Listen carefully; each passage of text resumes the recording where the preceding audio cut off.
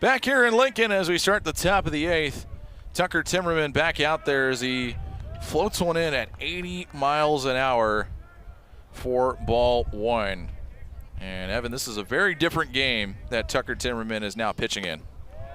It's a tale of 2 ball games, really.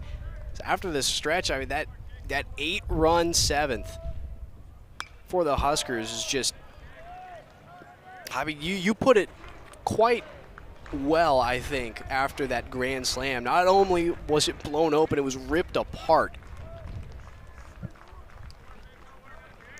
1-2 on the way is outside for a ball. And we did receive a little bit of confirmation on what exactly went down on that review of the dropped catch.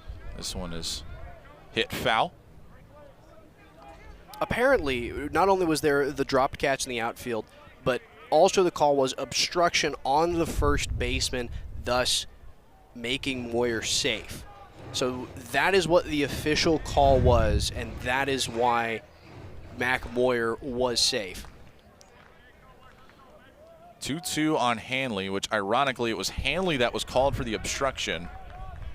And because it was a drop ball, which made the play live still, that is why Moyer is awarded first base, because that obstruction happened.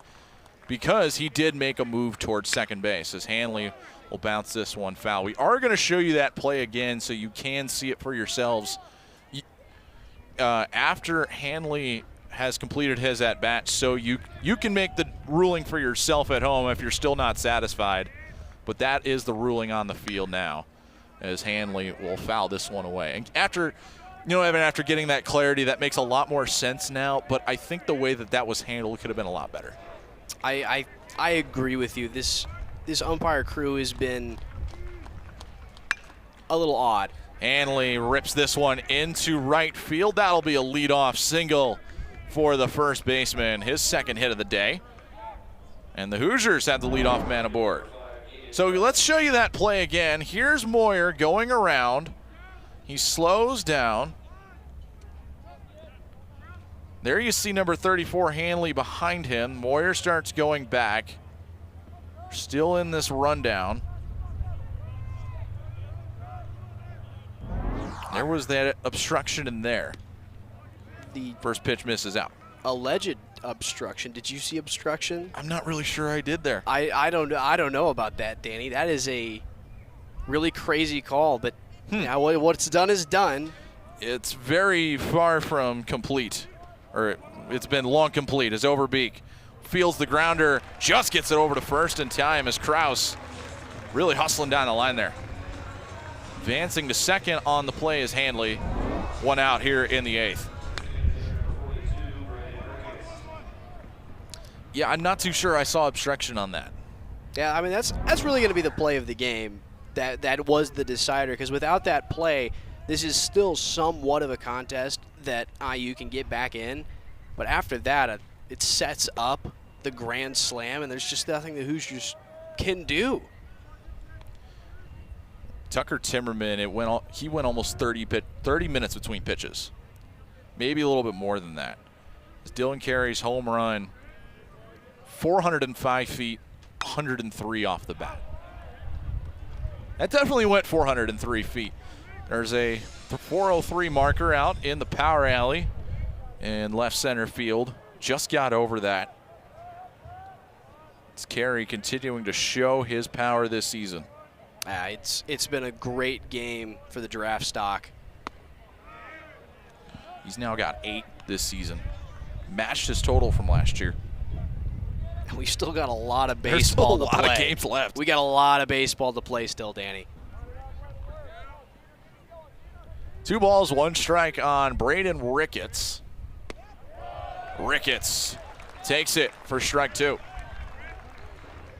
The score holds. Nebraska will improve to 22-6 on the season. Here's another look at straight paint at the bottom of the zone. It's also a really good frame there from Jeter right there.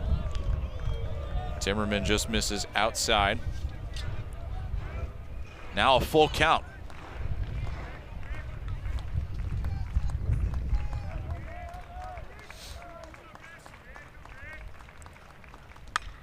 Ricketts sends this one the other way. That's a base hit. Throwing up the stop sign at third base is Zach Weatherford. Hanley will hold, and the Hoosiers have runners at the corners. Well, Timmerman's got himself in a little bit of a pickle now, and it's not hard to see why after that marathon of a bottom 7 we just went through. Marathon's a good way to put it. So we'll see how he gets out of this. I wouldn't mind if I were in this position pitching to a little bit of contact here, trying to get a double play ball. Malamazian swings and misses. That was a home run swing. You know, I was talking about earlier about how he's really been doing a good job putting pitch to contact and driving the ball. He was like that a lot in his high school years as well. How do I know this? I gave up 2 home runs to him in high school. Did you really? I did. Bouncing ball right at Stokes. Shovels to second for 1. Over to first. Sanderson can't haul it in. Goes off the side of his glove. A run scores. There's an out at second. And safe at first as Malamazian. Well, it's no home run, but you'll take it. That's a run scored. Man, I almost predicted that double play, Danny. I had just said a second before, I was like, I pitched to contact here for a double play, and we almost got it. Fortunately, error there. But a great flip by Rhett Stokes. It was a phenomenal flip from Rhett. He does such a great job wherever he gets placed. So that'll go as a fielder's choice and not an error. Interesting. It does give Malamazian an RBI, though, which I'm sure he will not complain about. It's now 12-4 as Landon Fry will foul this one into the upper deck. Take a look at the upcoming schedule for Indiana. They got Evansville coming up on Tuesday. We'll be at Evansville, and then home series with Rutgers over Easter weekend. The only one on the way is inside for a called strike. Rutgers 4-4 in the conference. They're over 500 on the season at 15-11 coming into play today. And then they get Maryland after that in the Big Ten, plus a single game with Ball State. No balls and 2 strikes. Misses outside. The good thing for Indiana, though, they want to get back on track. Arguably, Nebraska is their toughest opponent on the slate, because you still have Iowa, Northwestern, Purdue, and Illinois. None of those teams have really jumped off the page thus far, as that one bounces foul with Malamazian running. Yeah, it's really interesting to think about how the Big Ten really isn't a baseball conference when you think about it, compared to say, the Pac-12 of old or the SEC. But since those former Pac-12 teams have come in, Big Ten's made it a little bit more of a name for itself, and now here's Nebraska, far and away the greatest. Ripped down the line and fair. That'll get down. That should score a run. It caroms off the wall. Malamazian is going to be held up at third base. That was quite the job by Buck to get it in as fast as he did. It'll be second and third with 2 outs. That was a rope down the line.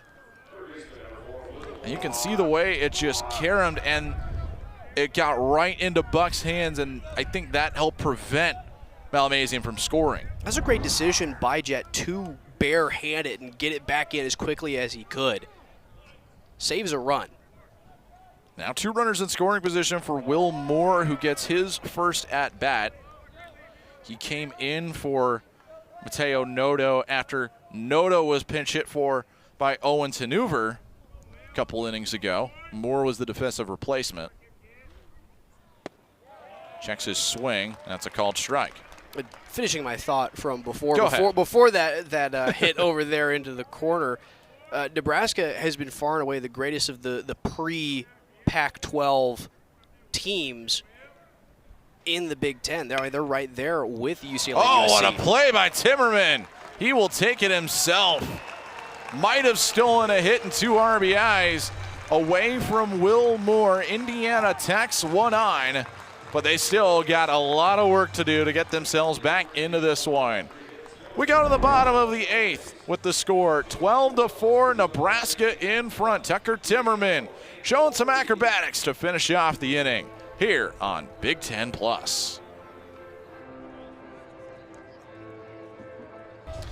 Welcome back to Lincoln here in the bottom of the 8th inning. A new pitcher is on the mound for Indiana. Evan O'Neill is the new man. His third appearance, the 1350 earned run average redshirt sophomore from Alpharetta, Georgia. As Jet Buck digs in and a strike is delivered from O'Neill. Only 4 outs have been recorded. He pitched against Minnesota in that blowout loss on Sunday. Went an inning in that one as Buck fouls it back. Completely different game now than what we saw not too long ago. Jet Buck 2 for 3 on the day. A homer, a hit by pitch, a single, and a ground out is what he's done. O'Neill rocks and fires, and Buck fouls it into the glove for strike 3, and that's out number 1. Evan O'Neill comes out of the bullpen and makes quick work of Jet Buck, and that'll get Drew Grigo to the plate. High cheese, here it is. Try and hit it, and Jet Buck cannot catch up to it. 3 pitches, 3 strikes, 1 out for Evan O'Neill. Grigo lines this one. Oh, what a catch by Moore over at third base, and a quick second out for Drew Grigo.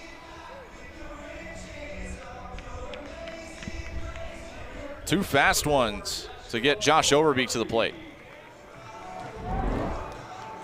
Yeah, after the nightmare of a bottom 7th that this team has had, you want 2 quick outs like that so you can get to the top of the 9th and hopefully stage some sort of miracle rally. 12-4 is our score here in the bottom of the 8th. And a called strike on Josh Overbeek. There's no activity down in that Husker bullpen, or at least there wasn't. Clevenger is back up and throwing again. And that one clips Overbeek on the guard, and he'll go down to first base. There's been a common theme of this Husker team. We even talked about it a little bit before the game. They went into this game today with 10 hit by pitch. 10 times being hit by pitches, and that's number 5 today. That's number 5 today. 5 hit by pitches yesterday for Nebraska. We saw 3 of them in the game on Friday. 2 on Case Anderson, 1 on Max Butenbach. Man, Case Anderson's been getting banged up. And then on Saturday, we saw 1 on Wordley, Sanderson, and 2 on Jet Buck and on Josh Overbeek. Yeah, so that's a lot. It is a lot, and it's mainly because of how much control issues that this Hoosier pitching staff has. I mean, I don't think I've seen quite this many hit by pitches. So runner on with 2 outs. That's Overbeek, and Rhett Stokes will dig in. Mac Moyer's spot in the order is due up next, but there's no one in the on-deck circle. There he is.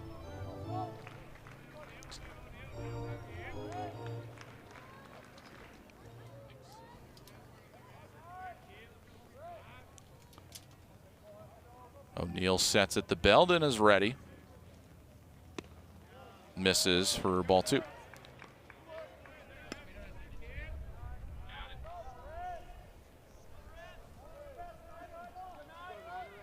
Stokes has had himself quite the day today. 3 for 4, 3 runs driven in, and 2 doubles. One of his best days in a long time. And now 3-1. After the real strong start for Evan O'Neill, things looking a little more rocky here with 2 outs. He's got the runner on, and Stokes has been a hot bat all afternoon. He misses bad, And this could be a hurt. Fouled back to the screen, now a full count.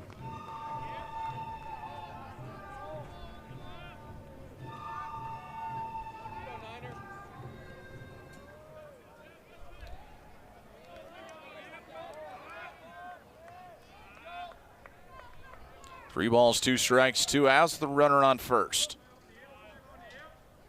O'Neal ready. Stokes ready. And fouls off another one.